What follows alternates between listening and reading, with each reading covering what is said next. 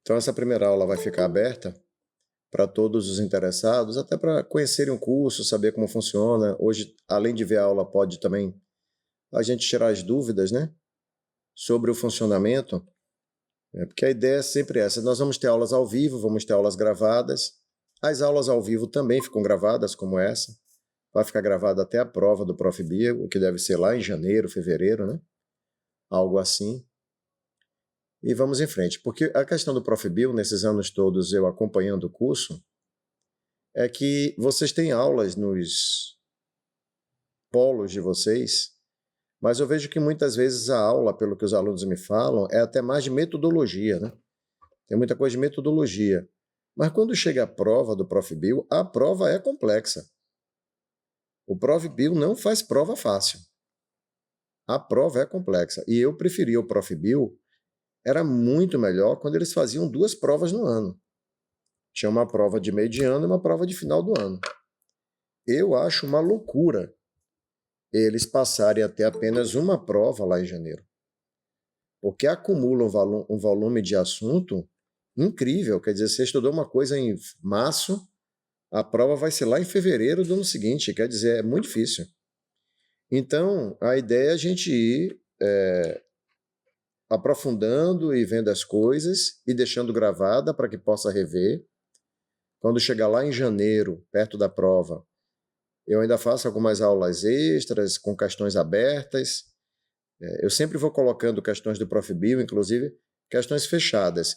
Mas quando se aproxima o Prof. Bio, aí a gente começa realmente a ver questões abertas, como responder, porque a prova do Prof. Bio era fechada e aberta, passou a ser só aberta. Então, enfim. Mas é importante, né, que vocês façam esse mestrado, porque para a progressão de carreira, para o aprendizado é bom.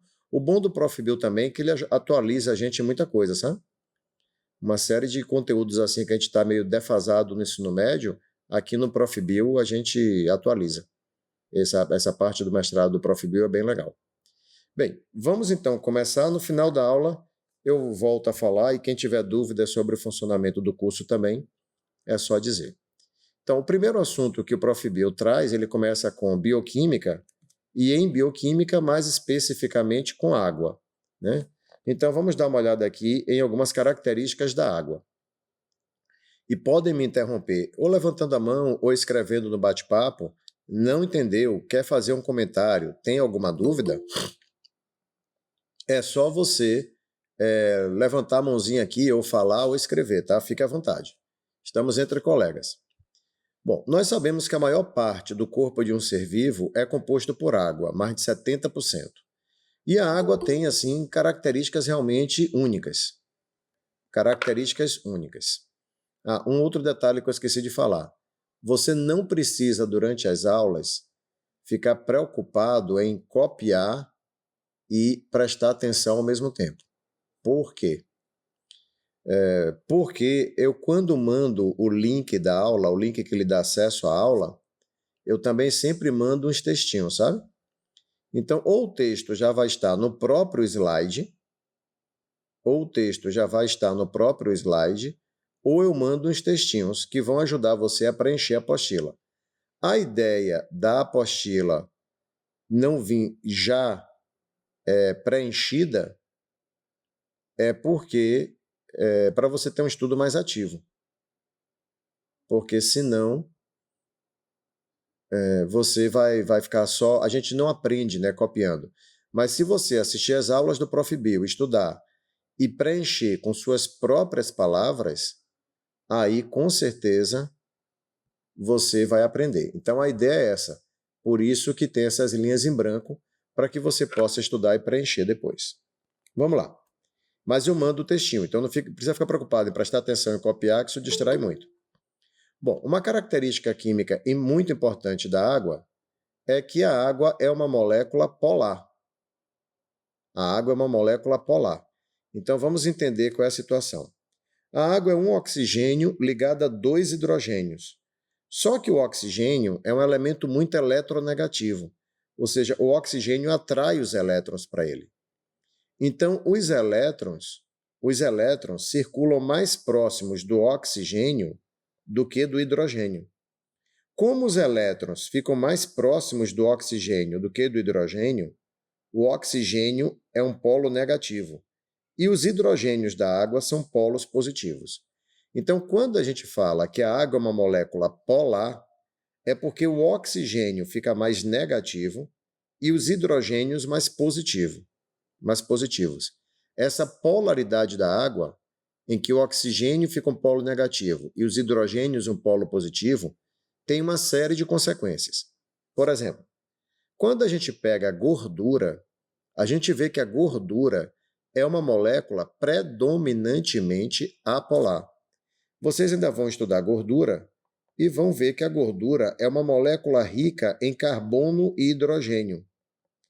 Quando você tem uma molécula assim, carbono, hidrogênio, carbono, hidrogênio, carbono, hidrogênio, ela é apolar. Por quê? O oxigênio atrai os elétrons com força. O oxigênio puxa muito o elétron para ele. Eu vou sair e voltar aqui da tela porque travou o cursor. Já volto aqui. Mas o oxigênio, ele atrai o elétron muito para ele.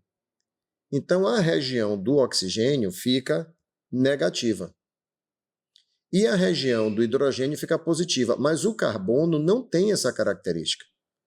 O carbono não atrai o elétron fortemente para ele.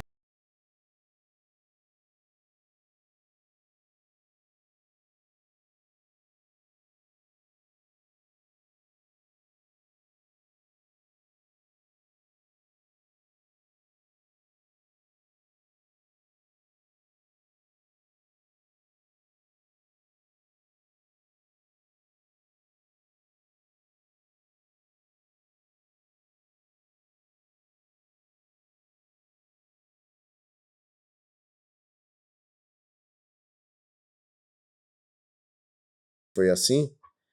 Talvez no ensino médio de alguns de vocês também tenha acontecido isso. O seguinte, né? Da ligação de hidrogênio ser chamada de ponte de hidrogênio. Então, lá para trás, antigamente, se chamava a ligação de hidrogênio de ponte de hidrogênio. Hoje a gente fala ligação de hidrogênio. O que é isso? O oxigênio aqui é um polo negativo. Esses hidrogênios são polos positivos. E cargas opostas se atraem. Então, uma molécula de água é atraída pela outra. Essa atração entre moléculas, por causa dessa questão envolvendo hidrogênio, a gente então chama isso de ligação de hidrogênio. É isso que nós vamos chamar de ligação de hidrogênio. Então, note que uma molécula de água não é independente da outra. Uma molécula de água está conectada à outra por ligação de hidrogênio.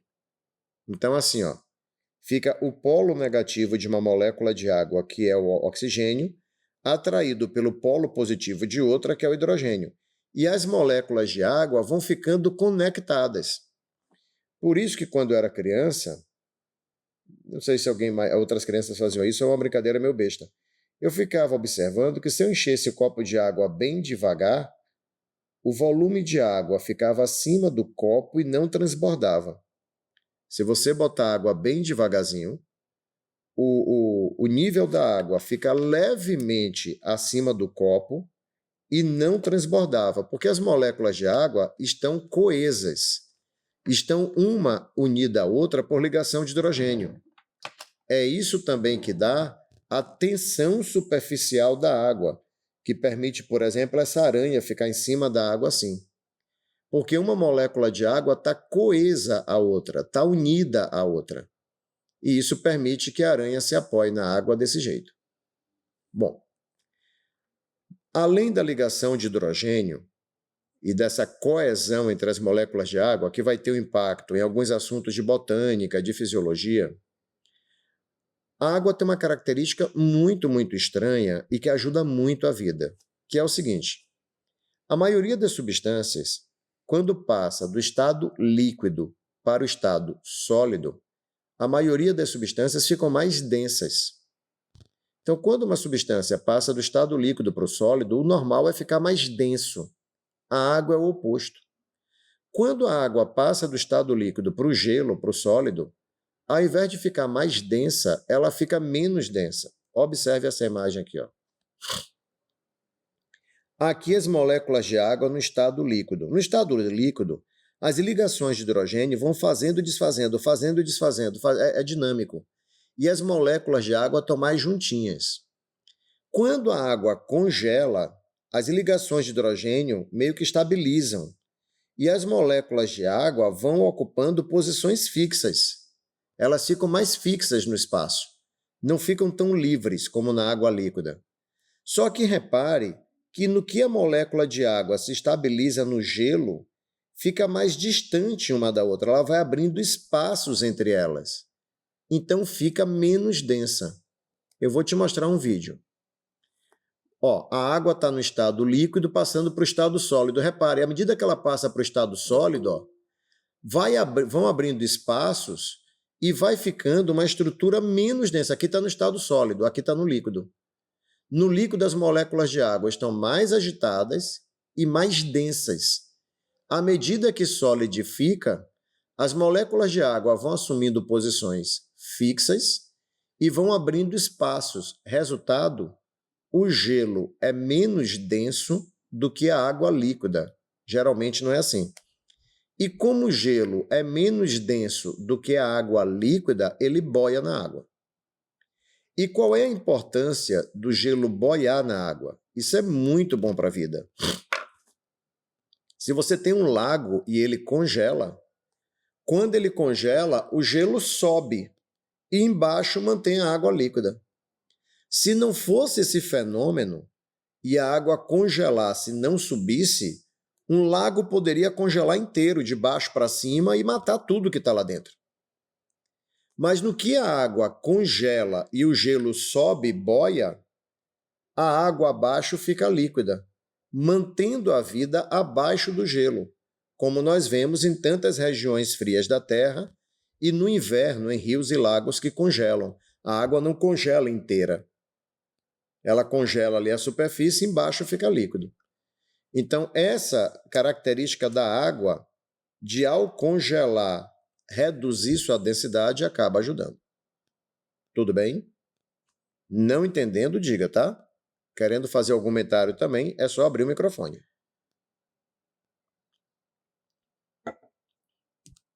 Agora veja. Muitos livros didáticos trazem uma expressão assim: a água é um solvente universal. Eu não gosto, isso aí está errado. E quando você usa a palavra universal, é tudo. Quando você diz a água é um solvente universal, significa que ela dissolve tudo. E aí é mentira. Gordura não dissolve na água. Então a água não é um solvente universal. Agora, a água é um excelente solvente. É muito importante, e isso vai ter um impacto muito grande quando nós estudarmos proteínas e lipídios, que você entenda quem dissolve, por que não dissolve.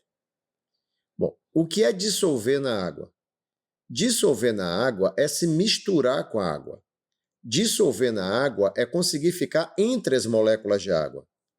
Quando o sal dissolve na água, ele não desaparece. Ele fica entre as moléculas de água. Já o óleo não dissolve. Então, o óleo fica em cima, a água fica embaixo. É como se a água empurrasse o óleo para longe dela. O óleo não consegue ficar entre as moléculas de água. O sal consegue, o açúcar consegue.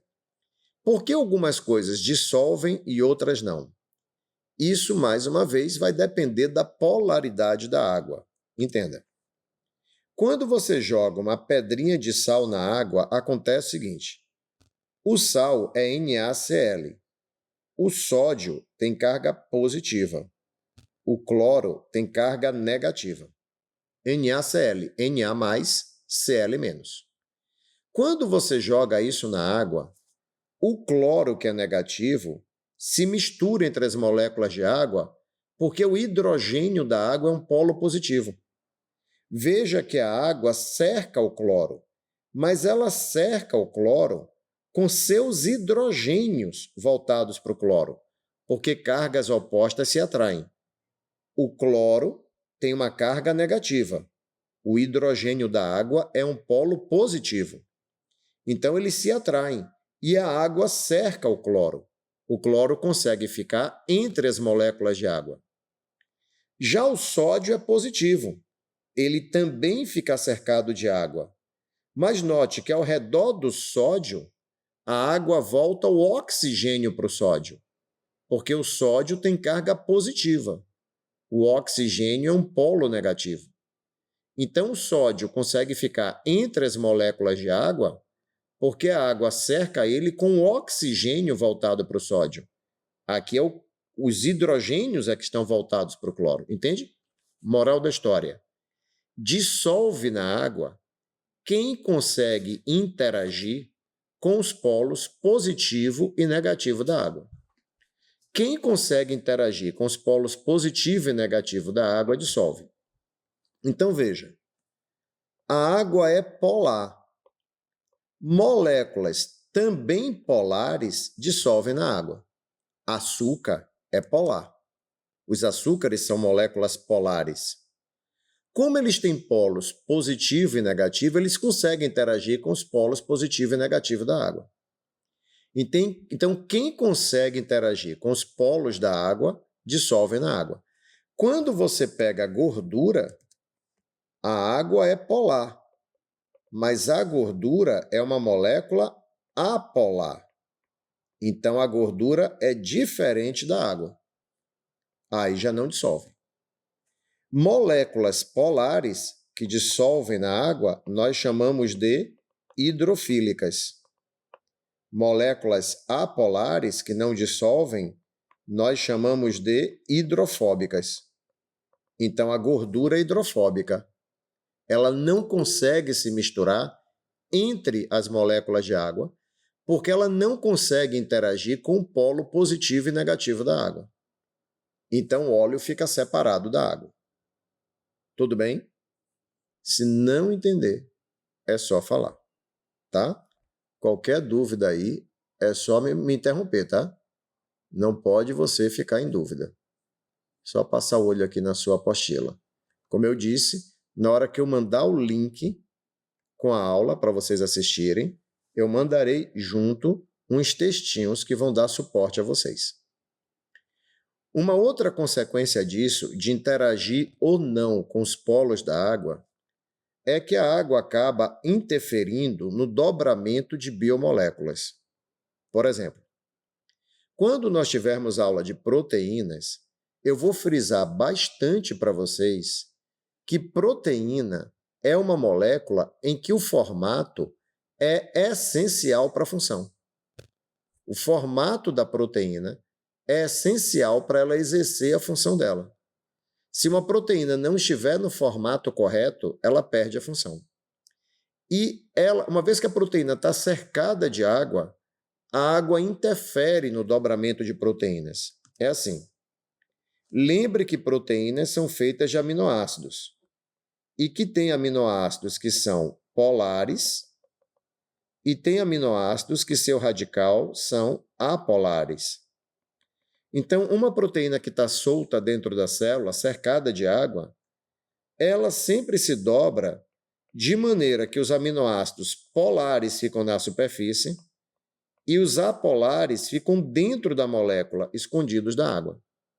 Então, a própria presença da água interfere no dobramento da proteína, porque na hora que ela se dobra, se novela, o que é apolar, a água empurra para longe, como ela empurra o óleo. O que é apolar, a água empurra para longe. Então, quando a molécula se dobra, na superfície fica a parte polar dela, porque quem é polar interage com a água. A parte apolar é empurrada para longe, fica dentro da molécula, longe da água. Tudo bem? Na imagem aqui você tem o DNA, isso aqui é uma imagem do DNA. Se olhar com cuidado, você vai perceber aqui a dupla hélice. Um dos motivos do DNA se dobrar em dupla hélice é que essa parte de dentro dele, onde estão as bases nitrogenadas, essa parte lilás é apolar. Onde está vermelho e laranja é polar. Então veja que o DNA, um dos motivos dele se dobrar em dupla hélice, É porque a dupla hélice é a melhor maneira de esconder cá dentro o que é apolar. A dupla hélice esconde a parte apolar do DNA e deixa na superfície sua parte polar. Tudo bem? Então veja como a água acaba interferindo no dobramento de uma série de moléculas. E isso parece uma coisa pequena, mas pode ter consequências grandes. Por exemplo, tem uma doença importante, uma condição importante, chamada de anemia falciforme, em que as hemácias adquirem o formato de foice. Veja, a anemia falciforme é uma mutação no gene que produz hemoglobina. Você sabe que aqui dentro da hemácia está cheio de moléculas de hemoglobina. O oxigênio é transportado ligado à hemoglobina. A hemoglobina é uma molécula com mais de 400 aminoácidos. A hemoglobina é uma proteína com mais de 400 aminoácidos. Na anemia falciforme, ocorre a mutação que troca um aminoácido por outro. A mutação troca o ácido glutâmico por outro aminoácido chamado valina. Então, na mutação da anemia falciforme, há uma troca de ácido glutâmico por valina, um aminoácido entre mais de 400. O problema é que o ácido glutâmico é polar e o radical da valina é apolar. Você trocou um aminoácido polar por outro apolar. Quando aparece um aminoácido apolar na superfície da hemoglobina, e ele não devia estar ali, quando aparece um aminoácido apolar na superfície da hemoglobina, a solubilidade da hemoglobina na água reduz. A hemoglobina perde solubilidade na água. O que é que a água faz com o óleo? Afasta. Então, quando a hemoglobina perde solubilidade, uma hemoglobina começa a grudar na outra, ela não interage mais tão bem com a água. Uma hemoglobina começa a grudar na outra, forma agregados de hemoglobina dentro da hemácia que fazem a hemácia se deformar e ficar no formato de foice. E daí vem uma série de consequências da anemia falciforme. Então veja, tudo isso porque você trocou um aminoácido em um conjunto de mais de 400. Quando uma mutação troca um aminoácido polar por outro polar, ou um apolar por outro apolar, as consequências costumam ser menores. Mas quando a mutação troca um aminoácido que tem uma característica por outro que tem outra, aí a coisa pode ter uma consequência bem maior. Então, isso tudo parece algo pequeno, mas pode ter consequências grandes, como no caso da anemia falciforme, que decorre do fato de colocar o aminoácido apolar em contato com a água. Perde a solubilidade, as hemoglobinas se agregam na hemácia e deformam a hemácia, e aí um problema vai puxando ao outro, e vem todo o quadro bastante complexo da anemia falciforme. Por quê? Porque trocou o ácido glutâmico, que é polar, pela valina, que é apolar. E atenção, para algumas questões do Profibio, de proteínas principalmente, vai ser importante você bater o olho na molécula e dizer é polar. Assim, ó, repare. Como é que eu sei? Aqui, esse é o radical do aminoácido. Aqui está o radical do ácido glutâmico. Como é que eu sei que ele é polar? Ele tem esse OH aqui. Quando aparece esse OH, pense assim, o oxigênio fica negativo e o hidrogênio positivo. Lembre disso. Então, quando tem esse OH aqui, isso indica que ele tem uma polaridade. Já o radical da valina é só carbono e hidrogênio. E eu lhe disse, sempre que só aparece carbono e hidrogênio é apolar. Se a molécula só tem carbono e hidrogênio, é apolar. Quando aparece esse OH aqui, tem uma polaridade. Tudo bem? Então, trocou um aminoácido polar por outro apolar. Tá. Qualquer dúvida, qualquer comentário, fique à vontade. Estamos entre irmãos, hein? Vamos lá.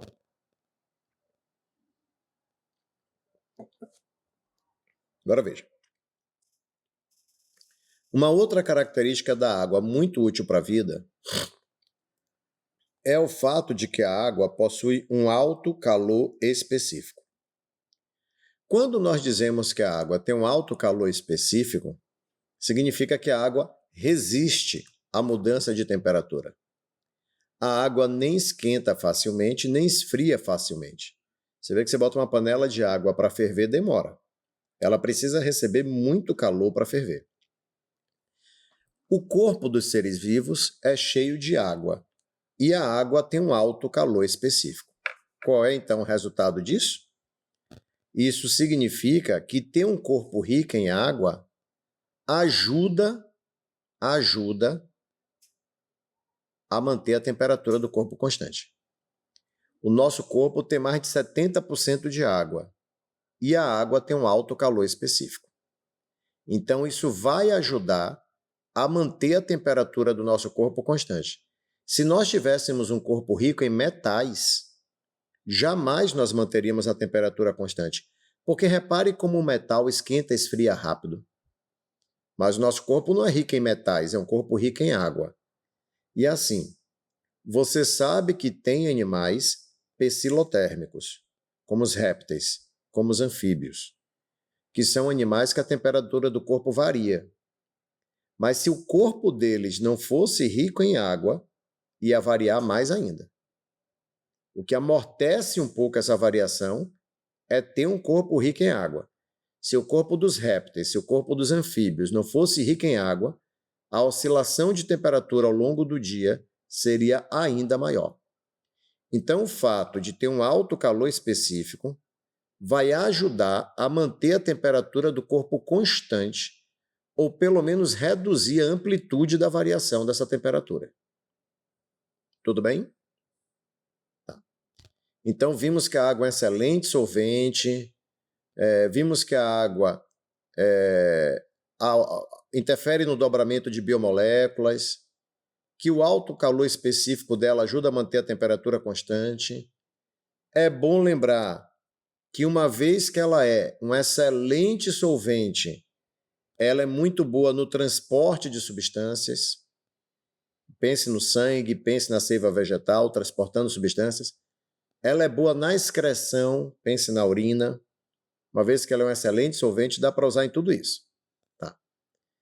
Mas tem uma outra coisa, né? Eu lembro quando eu estava na minha antiga 7ª série e minha professora de ciência, Jupira, disse que o cérebro e o músculo eram os tecidos mais ricos em água. E eu não entendia. Porque na minha cabeça era assim, água não faz nada. Por que o cérebro vai ter tanta água? Mas a água tem mais uma questão importante para a vida. A água participa de muitas reações químicas. A vida surgiu e evoluiu em meio aquoso. Então, a água sempre foi um reagente muito abundante no ambiente. Então, reações químicas que usavam água eram favorecidas devido à abundância da água. Então, vamos entender uma reação importante. Uma reação da qual a água participa e é uma reação muito abundante em nosso corpo, é uma reação chamada de hidrólise. Hidrólise. Cuidado para não ler ao pé da letra, porque tem aluno que lê assim, hidroágua, lise quebra. O objetivo da hidrólise é quebrar a água. Aí está errado. O objetivo da hidrólise não é quebrar a água. A hidrólise é uma reação que usa a água para quebrar outra molécula. Então, o objetivo da hidrólise não é quebrar a água, é usar a água para quebrar outra molécula.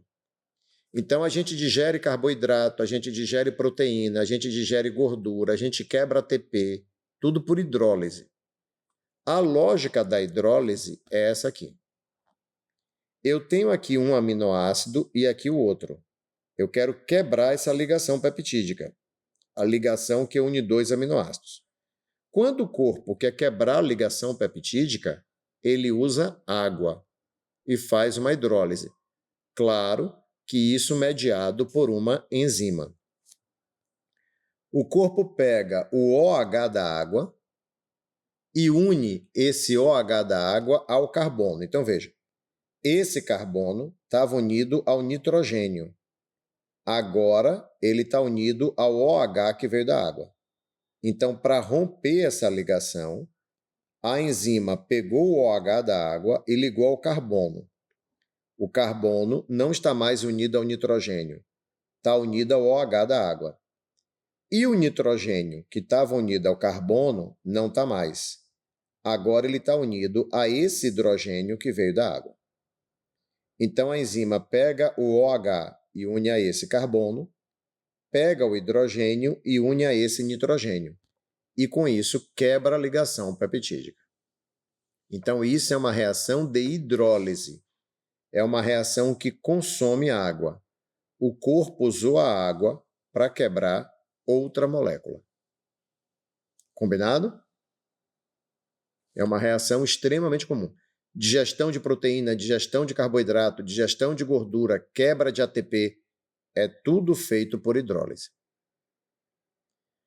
Por fim, para terminar essa parte teórica sobre água, existe uma coisa chamada de calor de vaporização, que é a quantidade de energia, a quantidade de calor que um líquido tem que absorver para passar do estado líquido para o gasoso. Então, o calor de vaporização é a quantidade de energia que a água vai receber para passar de água líquida para vapor d'água. E no caso da água, como ela tem um alto calor específico, devido às ligações de hidrogênio, porque assim, para a água passar do estado líquido para o gasoso, tem que romper as ligações de hidrogênio e soltar a molécula de água. Na água líquida, a água está conectada às outras por ligação de hidrogênio. Na hora de evaporar, a água tem que se soltar, romper as ligações de hidrogênio para vaporizar. Vai precisar de energia para romper essas ligações de hidrogênio e a água soltar. Muito bem.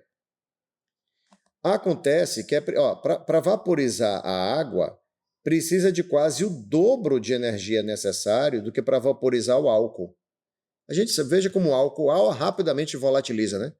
O álcool é rápido, ele volatiliza fácil. Com pouca energia, ele vai desfazer a fase líquida dele.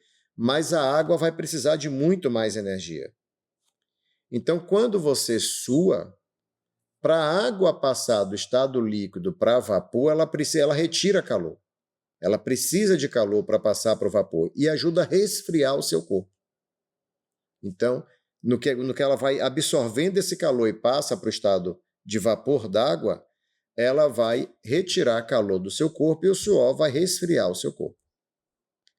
Uma outra consequência disso é a questão que, com o aquecimento global, a temperatura dos oceanos está ficando cada vez mais alta. No que os oceanos estão ficando mais quentes, a quantidade de água evaporada está aumentando muito. E toda essa água evaporada está tornando os furacões mais frequentes e intensos. Então, as temporadas de furacão ali nos Estados Unidos e no Caribe, quando vem a temporada de furacão, aquele período do ano que tem mais furacão, eles estão ficando mais frequentes e mais intensos.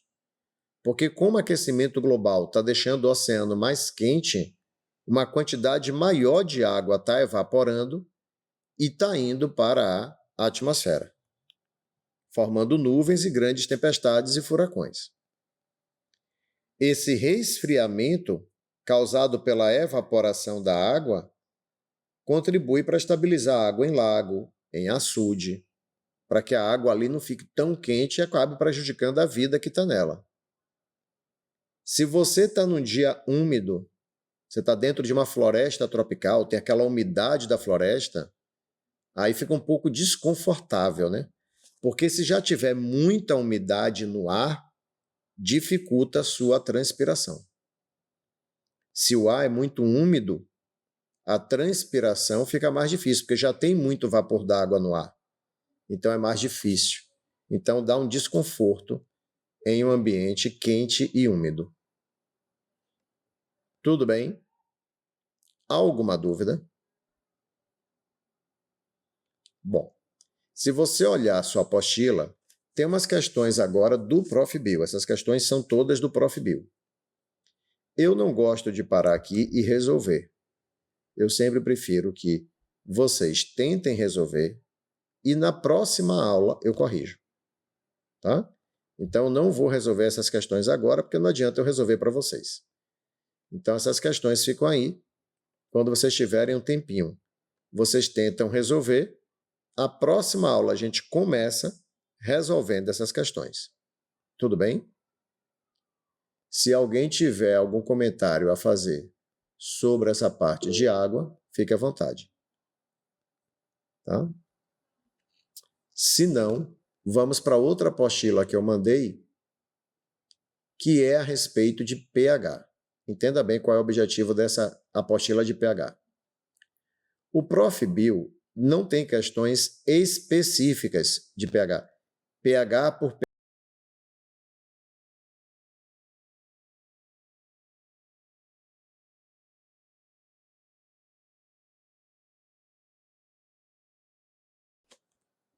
Então, quando você entra em proteína, então o Prof. Bill estava dizendo que o Prof. Bill não tem questões assim específicas de pH. Ele não vai cobrar pH por pH, ele não tem questões de cálculo envolvendo pH, logaritmo, nada disso. Mas quando entra em proteínas, aí cobra.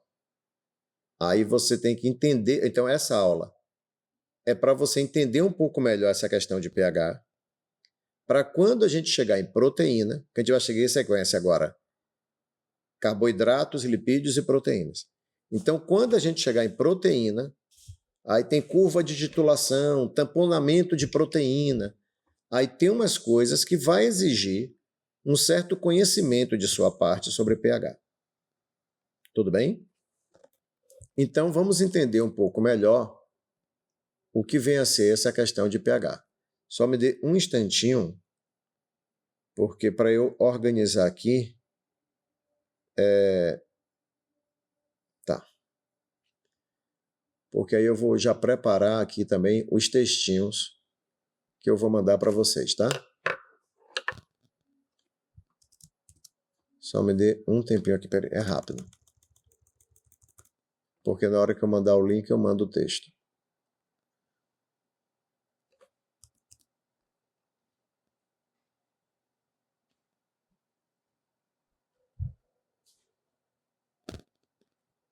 Vamos lá.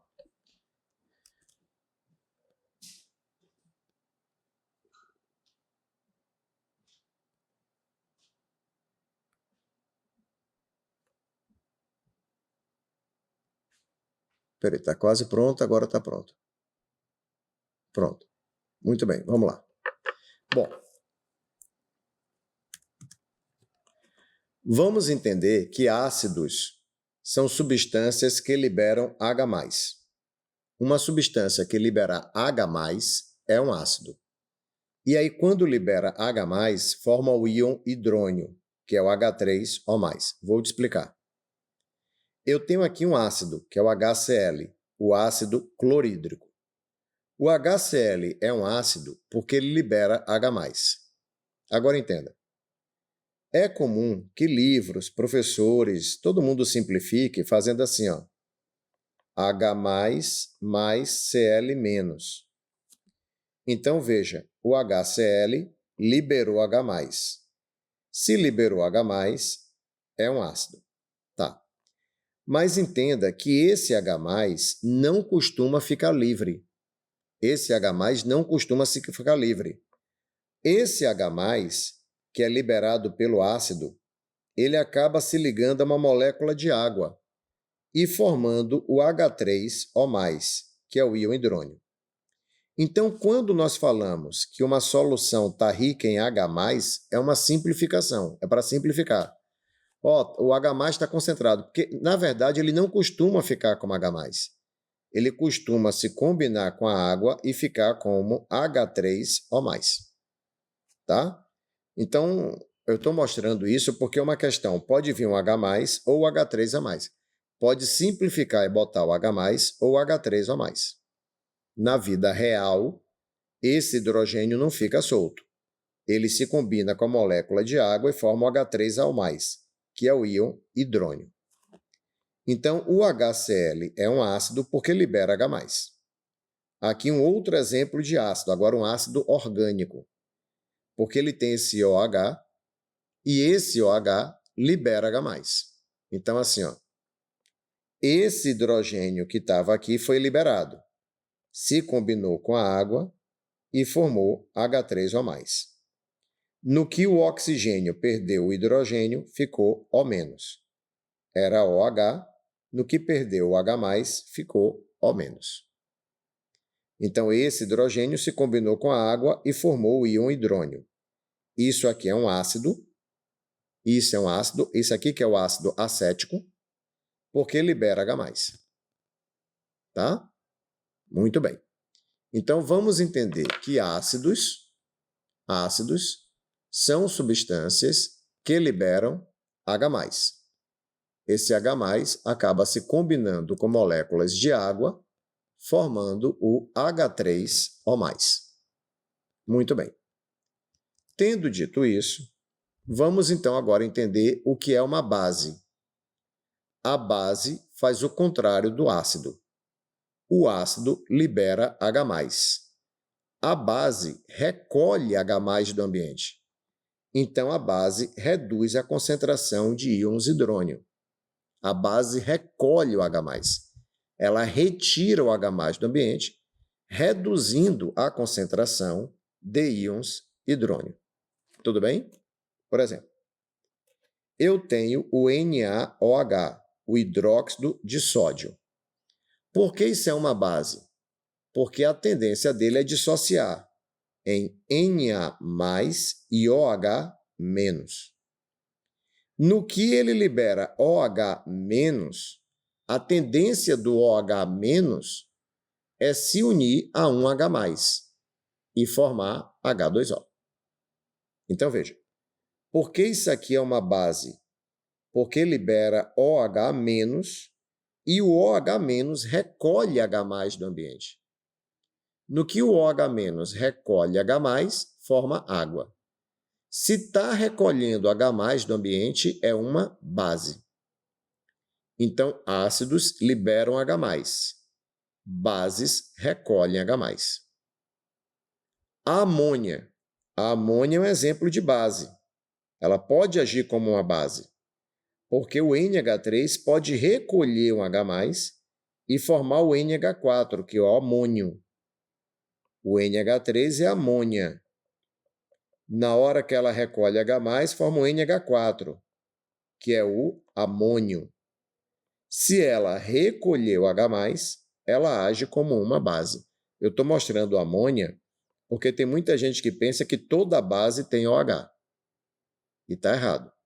Nem toda base tem OH. A amônia aqui está agindo como uma base no que ela recolhe H+. Se vocês não entenderem, me diga, tá? Não fiquem com dúvida.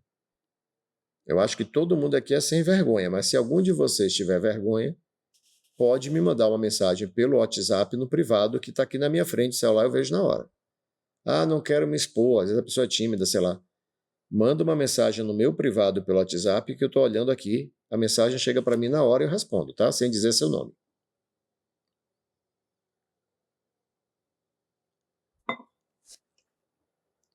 O que não pode é ficar em dúvida. Tá. Então, substâncias que liberam H+ são ácidos. Substâncias que recolhem H+ são base. A água não é nem ácido nem base. A água é neutra. Por quê? Se você pegar um copo de água pura, e aqui eu estou falando água pura, gera uma confusão, porque eu já vi gente falando assim, mas na garrafa de água mineral está dizendo que o pH é 5,5. Água mineral não é água pura. A água mineral tem uma série de coisas dissolvidas nela.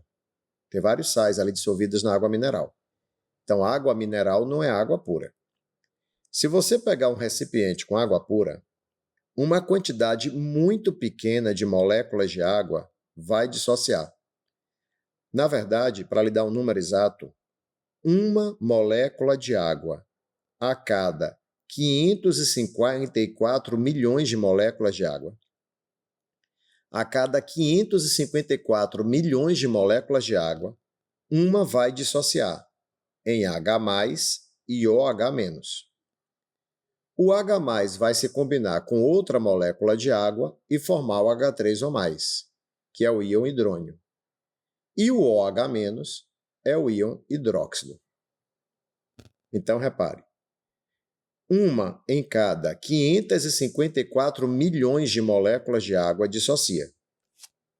Uma em cada 554 milhões de moléculas de água dissocia. Quando libera um H+, o H+ se combina com outra molécula de água e forma o H3O+, e sobra um OH-. Como é uma em 554 milhões, a concentração disso é de 10⁻⁷ molar. A concentração disso é de 10⁻⁷ molar e, por isso, o pH da água é 7. O valor 7 do pH da água se refere à concentração de íon hidrônio e hidróxido que é liberada. Tá? A concentração que é liberada é de 10⁻⁷, daí vem o valor 7 do pH da água, que é o pH neutro. Então, veja, uma molécula de água libera H+, que se combina com outra água e forma o íon hidrônio, e o OH-. Acontece que o íon hidrônio age como um ácido, e o íon hidróxido age como uma base. O íon hidrônio tem um H+ sobrando, ele é H3O+. Essa molécula de água está com um H+ sobrando, e como ela está com H+ sobrando, a tendência dela é liberar H+. Se essa molécula está com um H+ sobrando e a tendência dela é liberar H+, ela age como um ácido. E nós já vimos que o OH- recolhe H+. Se o OH- recolhe H+, ele age como uma base. Por que a água tem pH neutro?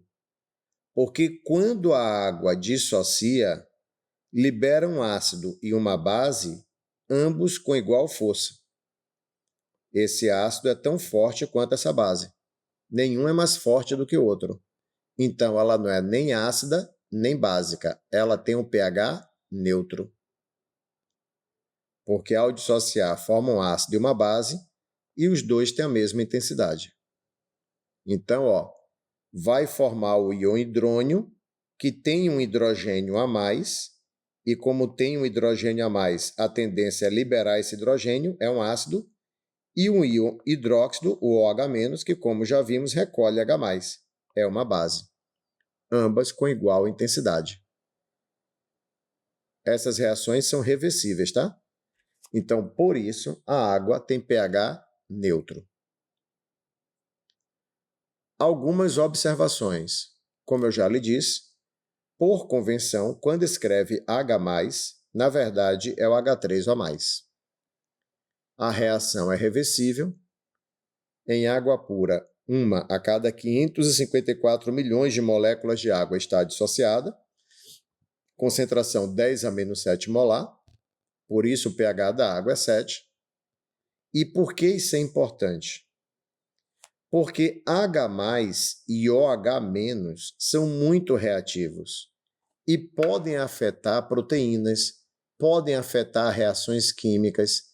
Então, veja bem, por que esse negócio de ácido e base é importante? Porque um meio ácido, um meio básico, eles podem acabar afetando reações químicas, afetando moléculas como proteínas. Então, o corpo precisa controlar o pH porque ele pode ter grande impacto no metabolismo, grande impacto no funcionamento normal do corpo e da célula. Entende? Isso reage. Isso acaba alterando algumas moléculas e tem reações químicas que ocorrem em determinado valor de pH. Em outro valor de pH não ocorre. Então, se o seu estômago é ácido, tem um motivo para ser ácido. Se o duodeno é básico, a gente fala alcalino, tem um motivo para ser alcalino, tá? Então, numa tabela de pH, a água pura tem pH 7, é o pH neutro. Abaixo de 7 é ácido. Quanto mais próximo de 0, mais ácido é.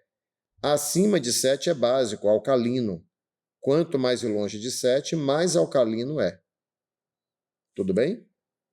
Muito bem. Como eu disse, isso é muito importante para o funcionamento da célula e do corpo. E aí entra em cena o pH do sangue. Então, você tem diferentes compartimentos do seu corpo, tem diferentes valores de pH. O estômago tem um, o duodeno tem outro. Mesmo na célula, o pH do lisossomo, essa organela celular, é mais baixo do que o pH do citosol. É tudo muito bem regulado. Muito bem. E o pH do sangue é importantíssimo. O pH do sangue é 7,4, variando de 7,35 a 7,45. Pessoal, isso é tão importante que uma pessoa não sobrevive por muitos minutos se o pH do sangue cair para 7 ou subir para 7,8. O pH do sangue é 7,4 e tem que ficar aqui, com uma variação pequena, de 7,35 a 45. Pode cair um pouquinho mais, subir um pouquinho mais, mas por aí. Se o pH do seu sangue cair de 7,4 para 7, você está em coma. E ou resolve isso rápido ou você vai morrer. Se o pH do seu sangue subir de 7,4 para 7,8, você está em coma. E tem que resolver rápido, porque vai morrer. Quando o pH do sangue cai, deprime o sistema nervoso central. Quando o pH do sangue sobe, superexcita o sistema nervoso central. As duas situações podem te levar à morte. Então, o pH do sangue é muito bem regulado. E ele é regulado pelos rins.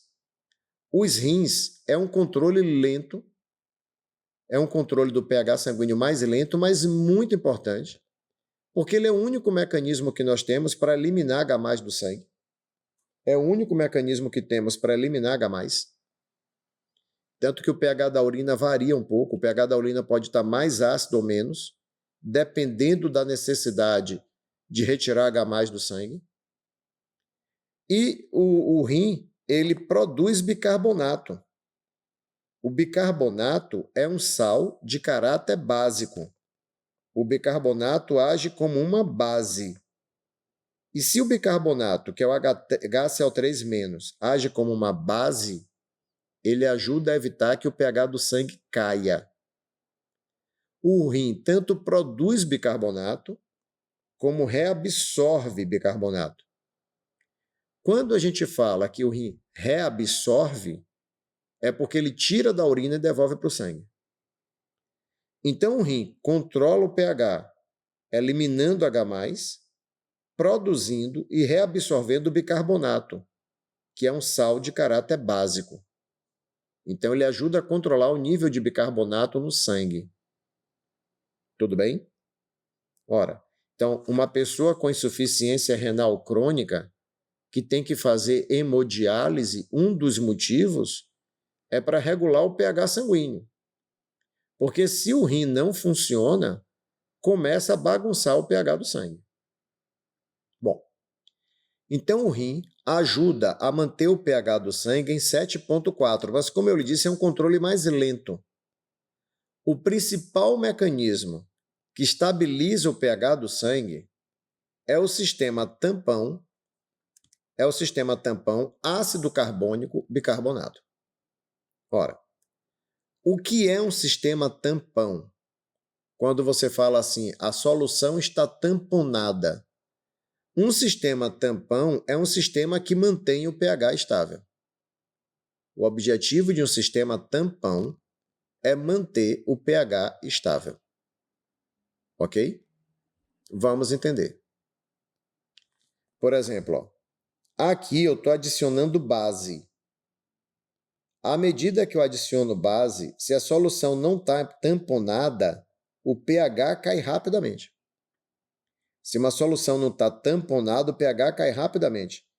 Mas se uma solução está tamponada, ó, nessa faixa daqui para cá, deixa eu ver se eu mudar a cor aqui se melhora. Se uma solução está tamponada, daqui para cá, repare que eu adiciono base, adiciono base, adiciono base, adiciono base e o pH quase não cai. Então, um sistema tampão, ele ajuda a manter o pH estável. Ele estabiliza o valor do pH. O pH do sangue é mantido estável em grande parte pelo sistema tampão ácido carbônico bicarbonato. Vamos entender como funciona esse sistema tampão que estabiliza o nosso pH sanguíneo em 7,4. Repare bem. No sangue, você tem essa célula que é o eritrócito, também conhecida como hemácia. Quando o sangue vai passando pelos tecidos, as células vão fazendo a respiração celular e vão liberando o gás carbônico. Então, as células vão fazendo a respiração e liberando o gás carbônico. O gás carbônico entra no eritrócito e tem uma enzima aqui dentro chamada anidrase carbônica que pega o gás carbônico e combina com a água. Então, as células fazem a respiração celular, liberam gás carbônico que entra no eritrócito. O eritrócito junta CO2 com H2O. Se eu juntar os dois, eu formo H2CO3. O H2CO3 é o ácido carbônico. Como ele é um ácido, ele libera H+. E quando ele libera H+, o que sobra é o HCO3-, que é o bicarbonato. Então, aqui está o ácido carbônico, aqui está o bicarbonato. Então, a origem disso é o gás carbônico que vem da respiração celular. Produz o ácido carbônico que libera H+ e bicarbonato. Você pode me perguntar, essa liberação de H+ dentro da hemácia não deixaria a hemácia muito ácida? Sim. Por isso que esse H+ não fica livre na hemácia. Ele se liga a outras moléculas. Porque se esse H+ fosse se acumulando aqui dentro, o interior da hemácia ficaria muito ácido. Tá. Então, ele não fica solto. Aí, o que é que acontece? O bicarbonato sai do sangue e é transportado livre no plasma sanguíneo. Então, a maior parte do gás carbônico que o nosso sangue transporta não é transportado na forma de gás carbônico. É transportado como bicarbonato no plasma sanguíneo. Agora, atenção. Tudo caminha para o equilíbrio. O bicarbonato sai e ele tem uma carga negativa. Quando o bicarbonato sai e ele tem uma carga negativa, um cloro que tem uma carga negativa entra. Isso não é importante para compreender o sistema tampão. Eu estou mostrando só porque aparece assim nos livros para você entender o que é. Se sai uma carga negativa, no equilíbrio entra uma carga negativa. E a carga negativa disponível no sangue é um íon cloro. O cloro entra. Aí o bicarbonato chega no pulmão. Quando ele chega no pulmão, ocorre tudo de novo, só que no sentido oposto. O bicarbonato entra no eritrócito. E quando o bicarbonato entra, agora o cloro sai. O bicarbonato se combina com H+ e forma o ácido carbônico, que dissocia em água e gás carbônico. E esse aqui é o gás carbônico que você vai jogar fora pelos pulmões. Então, entenda bem. Para que essa confusão toda? Seria mais simples o sangue transportar o gás carbônico, chegar no pulmão e jogar fora. Seria mais simples? Seria, mas não seria tão elegante. Veja que o seu corpo, antes de jogar o gás carbônico fora, o seu corpo dá uma função a ele, que é montar o sistema tampão ácido carbônico bicarbonato. Então, o seu corpo não pega o gás carbônico e simplesmente joga fora. O seu corpo dá a ele a função de montar o sistema tampão ácido carbônico bicarbonato. E esse sistema tampão vai ser o maior responsável por estabilizar o pH do sangue em 7,4. Vamos entender como. A reação é essa. O gás carbônico se combina com a água e forma o ácido carbônico, que gera bicarbonato e H+. Nos pulmões ocorre tudo de novo em sentido inverso. Como é que o ácido carbônico e o bicarbonato estabilizam o pH? Como é que um tampão age? Quando um pH cai, significa que a concentração de H+ no ambiente aumentou. Lembre, ácidos liberam H+. Então, um pH cai, o ambiente fica mais ácido quando acumula H+. Quando começa a acumular H+, o pH cai, porque ácidos liberam H+. Só que todo sistema tampão tem um ácido e uma base. No caso do nosso sangue, o ácido é o ácido carbônico. A base é o bicarbonato, que é um sal de caráter básico. Então, se o pH do sangue começa a cair, significa que está acumulando H+ no sangue. Quando o pH do sangue começa 7,4, 7,8, 7,7, 7,5, quando o pH do sangue começa a cair, significa que está acumulando 7,4, 7,39, ainda estou subindo. Nossa. Se o pH do sangue está caindo 7,4, 7,39, 7,36, 7,35, se o pH do sangue está caindo, significa que está acumulando H+. Aí a base do tampão, que é o bicarbonato, recolhe o H+ e evita que o pH caia. Então, a base do tampão recolhe H+ e impede a queda do pH. Agora, se o pH sobe, significa que está perdendo H+. Se o pH do sangue começa a subir, 7,41, 7,43, 7,45, significa que começa a faltar H+ no sangue. Mas o sistema tampão tem um ácido. O ácido libera H+ e evita que o pH do sangue suba. Moral da história. Um sistema tampão é feito de um ácido e uma base. A base evita que o pH caia, recolhendo H+. O ácido evita que o pH suba, liberando H+. E dessa maneira, um sistema tampão mantém o pH do sangue estável. Entenderam? Então, por exemplo, uma pessoa está tendo uma crise asmática. A pessoa não está conseguindo respirar. Quando a pessoa não consegue respirar, né? Deixa eu voltar aqui para ver se eu consigo uma tela mais em branco. Se uma pessoa não consegue respirar, ela não consegue eliminar o gás carbônico. Começa a acumular gás carbônico no sangue. Se o gás carbônico se acumula, começa a formar muito ácido carbônico, que libera muito H+, e o pH do sangue começa a cair. Então, quando a pessoa não consegue respirar, ela não consegue eliminar o gás carbônico. O acúmulo de gás carbônico no sangue gera muito ácido carbônico, que libera muito H+, e o pH do sangue começa a cair. É uma acidose respiratória. Tem que agir rápido, porque se o pH cair demais, a pessoa pode morrer. Tudo bem? Então tem que entrar em ação rápido. Se a pessoa está numa crise asmática, dá esse problema.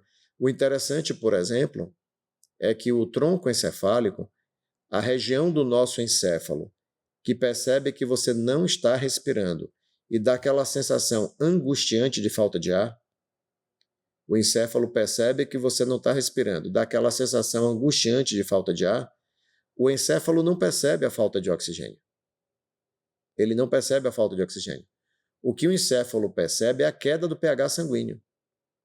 Quando você não respira, começa a acumular gás carbônico, o pH do sangue começa a cair, o encéfalo percebe a queda do pH. E aí ele gera a sensação de falta de ar até chegar a um ponto que você vai respirar querendo ou não. Querendo ou não, porque a gente tem um controle parcial da respiração. Tem um momento que o encéfalo assume o controle e você respira querendo ou não. Esse foi um problema grave na Covid. Quando a Covid começou, lembre que os médicos e a imprensa repercutiu isso, dizia assim: se você tiver sintomas leves, fique em casa.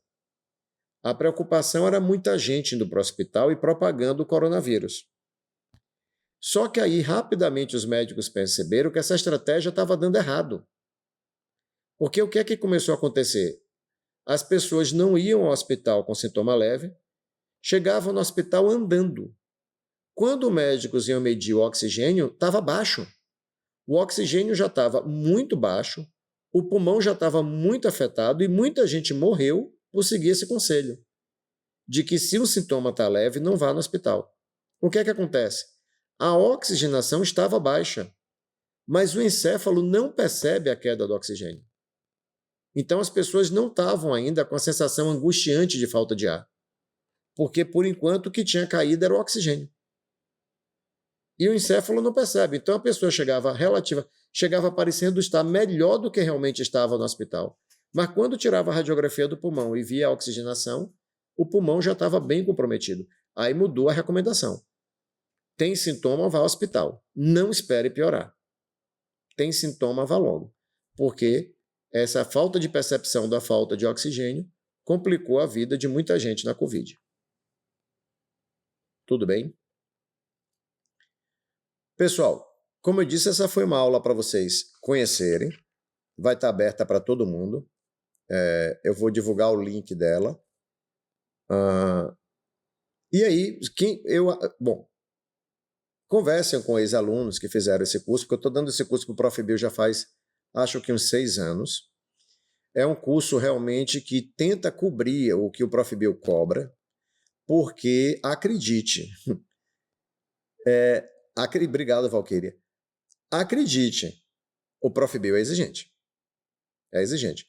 É um mestrado para professores do ensino médio e do ensino fundamental. Não caia nessa. O que eles cobram está muito, muito acima do que nós trabalhamos no ensino médio.